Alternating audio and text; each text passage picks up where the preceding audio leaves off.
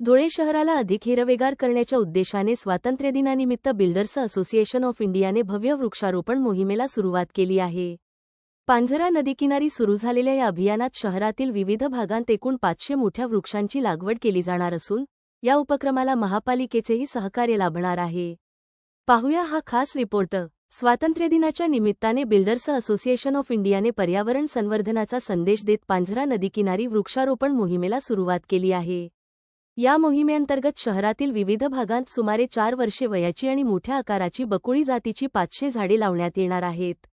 ही झाडे विशेषतः आंध्र प्रदेशातून आणण्यात आली आहेत।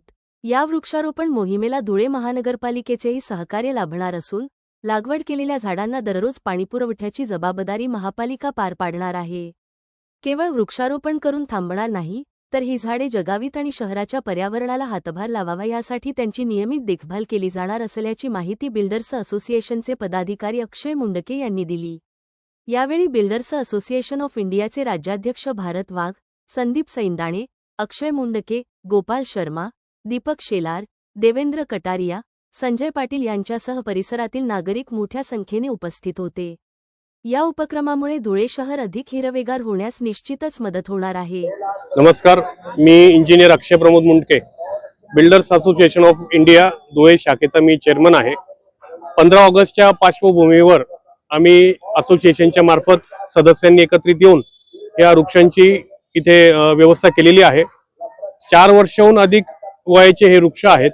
250 किलो बॅगचे वजन असलेले हे वृक्ष आहेत। आंध्रा इथून हे आणण्यात आलेले आहेत। धुळेकरांना लवकरच या वृक्षांची सावलीचा आनंद घेता यावा आणि प्रदूषण जे काही सगळे हवाचा परिणाम असतो तो चांगल्या पद्धतीने व्हावा, त्यासाठी हे मोठी झाडं इथे आणण्यात आलेली आहेत।